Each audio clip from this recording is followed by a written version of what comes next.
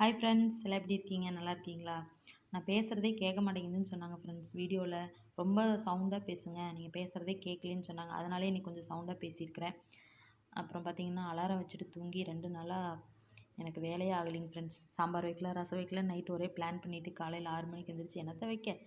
அப்புறம் பழையபடி காய வணக்கு ரசத்தை வையின்னு சொல்லி முட்டைக்கோஸ் வணக்கியாச்சு. அப்புறம் மிளகு தக்காளி கீரை இருந்தது.